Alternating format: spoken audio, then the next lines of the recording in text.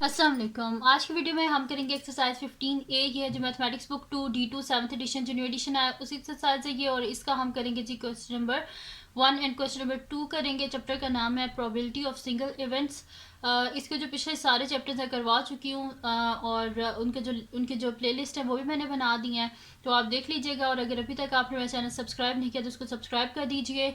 और जो मेरा सेकंड चैनल है जिसके बीच में मेरी कुकिंग की, क्राफ्ट्स की और रिडल्स की वीडियोस हैं, उसका लिंक भी डिस्क्रिप्शन में, उसको भी सब्सक्राइब कर दीजिएगा। और जो मेरी बहन का चैनल है उसका लिंक भी डिस्क्रिप्शन में है, उसको भी सब्सक्राइब कर दीजिएगा। तो स्टार्ट करते हैं। क्वेश्चन नंबर 1 है हमारे पास कि a dot board is divided into 6 equal sectors. When a dot land on it, the number of the sectors on which it landed is noted. Write down the sample space and state the total number of the possible outcomes. Sample space क्या होती है? जिसके बीच में जितनी भी possible outcomes होती है ना, वो जो होती हैं वो हमारे पास सैम्पल स्पेस होता है। प्रोबेबिलिटी यानी कि जो पॉसिबल आउटकम्स होती हैं उनकी जो प्रोबेबिलिटी होती है वो हमारे पास होती है जी सैम्पल स्पेस में, यानी कि जितनी भी पॉसिबल आउटकम्स हैं।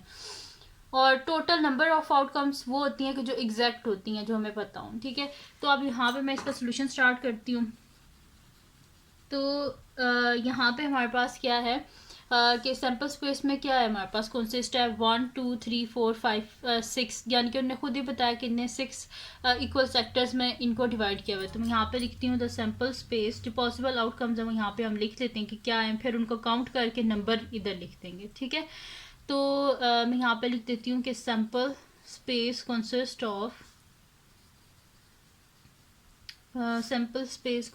ऑफ द नंबर,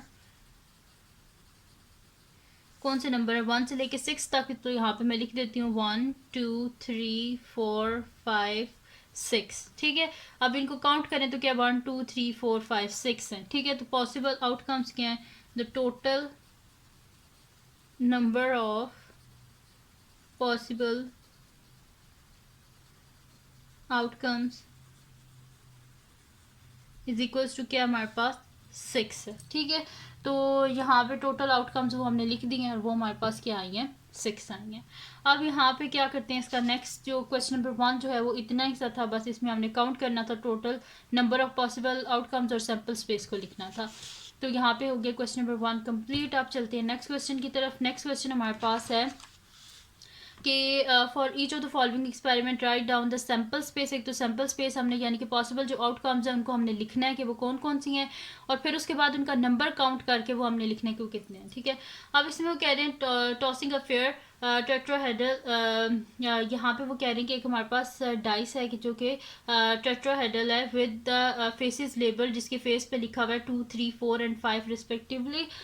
अब इसमें हमने क्या करना है, एक तो सैम्पल स्पेस लिखनी है और दूसरा हमने क्या करना है पॉसिबल जो आउटकम्स है उनको काउंट करके हमने लिखना है। ठीक है, तो अब यहाँ पे क्या लिखा हुआ है कि जो लेबल उन पे क्या हुआ हुआ, जो टेट्राहेड्रल हमारे पास जो डाइस है उसके ऊपर क्या लिखा हुआ है 2 3 4 और 5 लिखा हुआ है। तो सैम्पल स्पेस में क्या होगा 2 3 4 5।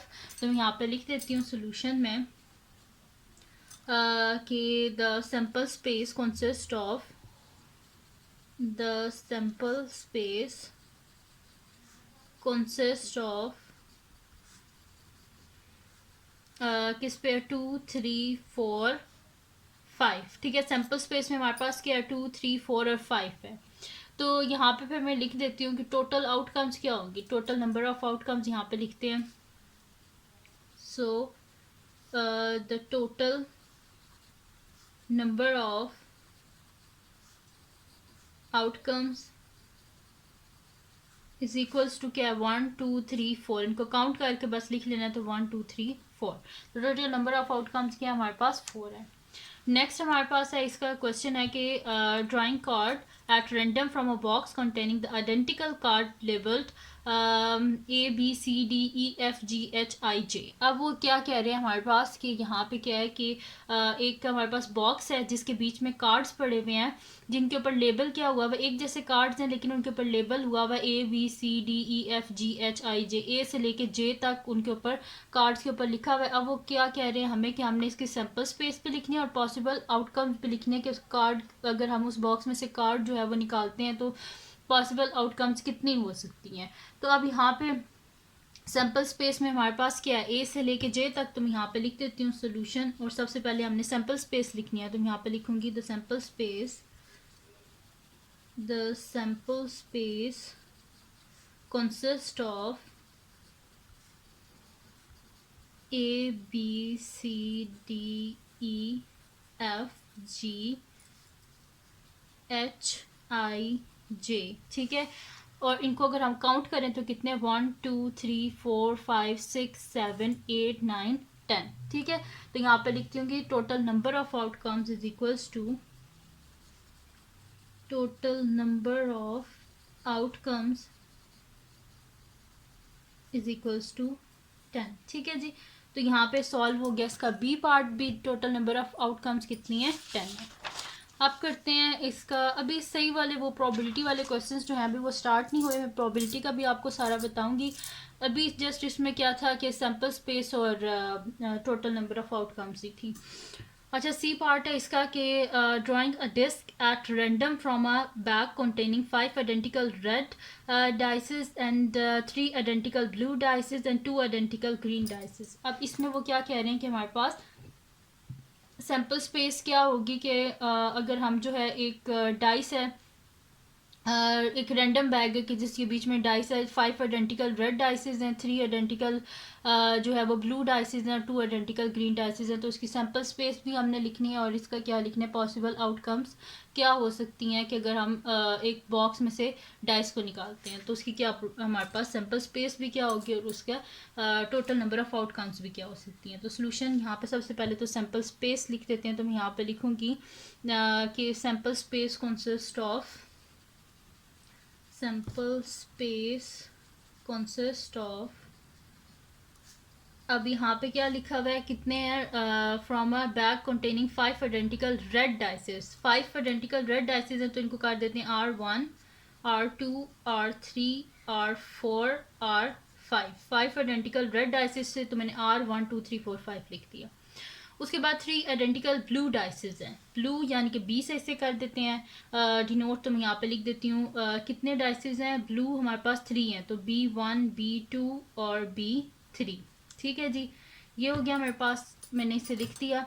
उसके बाद क्या कह रहे हैं कि हमारे पास के एंड हमारे पास क्या 2 आइडेंटिकल ग्रीन डाइसेस हैं तो G1 और G2। तो ये होगी सैम्पल स्पेस। इसको काउंट करके देख लेते हैं कि क्या हमारे पास आती है टोटल नंबर ऑफ आउटकम्स। तो 1 2 3 4 5 6 7 8 9 10। तो यहाँ पे मेरे पास टोटल नंबर ऑफ आउटकम्स क्या, पॉसिबल आउटकम्स क्या हैं कि वो क्या हो सकती हैं, 10 इसकी पॉसिबल आउटकम्स हो सकती हैं ग्रीन और इन सब को अगर हम करके देखें तो यहाँ पे मैं लिख देती हूँ the number of possible outcomes is equals to 10 है। इनको काउंट करके लिखा है 1 2 3 4 5 6 7 8 9 10।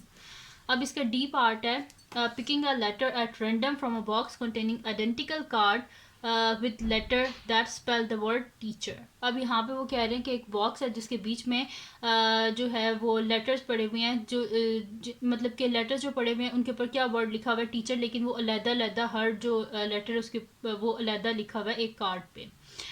तो वो कह रहे हैं कि हमने क्या फाइंड आउट करना है कि पॉसिबल, एक तो यहाँ पे क्वेश्चन में हमें लिखा था कि following write down the sample space and state the total number of possible outcomes. तो वो कह रहे हैं कि क्या सैम्पल स्पेसिस की क्या हो सकती है और उसकी पॉसिबल नंबर ऑफ आउटकम्स क्या हो सकती हैं कि अगर हम एक बॉक्स में से एक कार्ड उठाते हैं जिसके ऊपर डिफरेंट ये लेटर्स लिखे हुए हैं और इन लेटर्स को अगर पढ़ा जाए तो ये क्या वर्ड बनाते हैं टीचर। तो अब हमने सैम्पल स्पेस भी लिखनी है और इसका हमने क्या करना है total number of possible outcomes भी हमने लिखनी है। तो यहाँ पे सोल्यूशन स्टार्ट करते हैं। तो इसकी सैम्पल स्पेस क्या होगी, मैं यहाँ पे लिखती हूँ सैम्पल स्पेस कंसिस्ट ऑफ, ये जो वर्ड टीचर है ना तो टी, अब ई इसमें 2 दफ़ा है, ठीक है, क्योंकि आइडेंटिकल कार्ड्स हैं और इसके ऊपर क्या ई 2 दफ़ा है। तो ई को हम अलहदा करने के लिए एक को E1 कर देते हैं, एक को E2। तो E1 ACH, अब ई दूसरी दफ़ा आया तो उसको डिफरेंट करने के लिए 2 कर देते हैं और साथ में R। अब इनको काउंट कर लेते हैं 1 2 3 4 5 6 7, टोटल कितने लेटर्स हैं 7 है। तो यहाँ पे मैं लिख देती हूँ total number of possible outcomes कितनी है 7, total number of possible outcomes is equals to 7। ठीक है जी, ये आ गया मेरे पास। उसके बाद कह रहे हैं कि डी पार्ट है इसका। अब कह रहे हैं choosing a 3 digit number at random.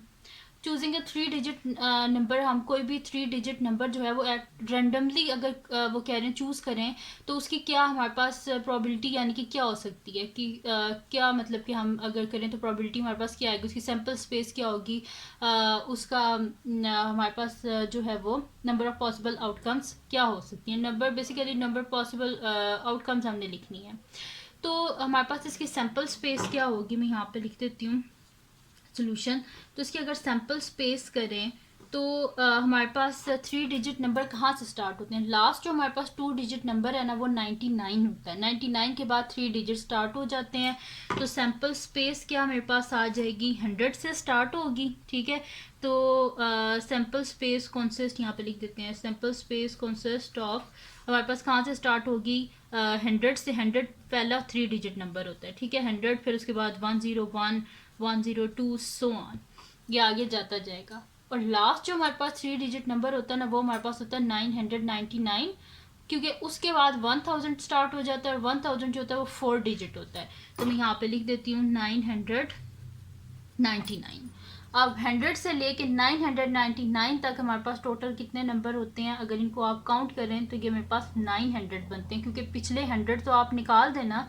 तो 100 से 999 तक अगर आप काउंट करें तो ये क्या बनते हैं, हमारे पास 900 बनते हैं, क्योंकि हमने 100 से स्टार्ट किया है ना, यानी कि पिछले जो 99 है वो अब हमें नहीं चाहिए, क्योंकि हमारे जो सैम्पल स्पेस है वो कहाँ से स्टार्ट हो रही है, 100 से स्टार्ट हो रही है। तो 100 से 999 और जो पिछले 99 है वो हमें नहीं चाहिए। तो अगर आप बेशक माइनस भी करके देख लें, 999 में से 99 को माइनस करें तो पीछे क्या आएगा हमारे पास, जो है वो 900 आएगा। ठीक है, तो यहाँ पे मैं लिख देती हूँ कि टोटल नंबर ऑफ